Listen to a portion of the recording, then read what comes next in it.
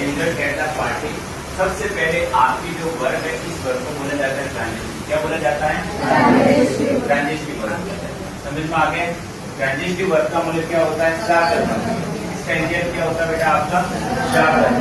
कौन सी क्रिया होता है? सा कर्म। अब मुझे एक चीज बताएगा, सा कर्म क्रिया किसको बोलते हैं जो अपने बाद में क्या लेती है? ऑब्जेक्ट। क्या लेती है? ऑब्जेक्ट। तो मान के चलो कि जब ये आपकी ट्रांजिटिव वर्ब है तो इसके बाद में ऑब्जेक्ट आपका कंपल्सरी है, लेकिन इस वाक्य के अंदर तो आपका ऑब्जेक्ट दिया हुआ नहीं है। तो सुनिएगा, इसीलिए यदि किसी भी ट्रांजिटिव वर्ब के बाद में ऑब्जेक्ट नहीं होता है तो उसके मीनिंग को अपन कंप्लीट करने के लिए रिफ्लेक्सिव प्रोनाउन का प्रयोग करते हैं। किसका प्रयोग करते हैं? रिफ्लेक्शन। तो अब आपको देख के अकॉर्डिंग यहाँ पे क्या देगा बेटा? देमसेल्व्स। क्या आएगा आपका?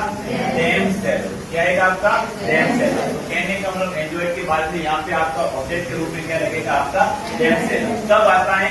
जब कोई भी ट्रांजिटिव वर्ब के बाद में ऑब्जेक्ट नहीं होता है, तब ऑब्जेक्ट का मीनिंग पूरा निकालने के लिए उसके स्थान पे किसका प्रयोग करते हैं? अपन रिफ्लेक्सिव प्रोनाउन। अब आपका सेंटेंस यहाँ पे क्या हुआ? करेक्ट। अब यहाँ पे जो दो पार्टी लिखा है ये भी आपका ऑब्जेक्ट है, ये भी आपका वाक्य का क्या है?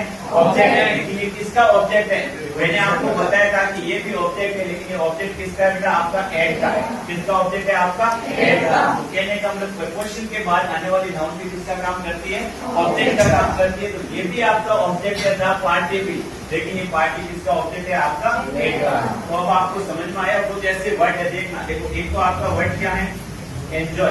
क्या वर्ड है? एंजॉय। एक आपका वर्ड कौन सा है? अब्सेंट। कौन सा वर्ड है आपका? अब्सेंट। एक आपका कौन सा वर्ड है? अवेयर।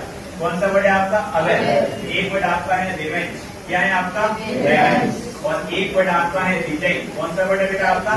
रिजाइन। तो इत्यादि के बाद में ये सब आपकी क्या है?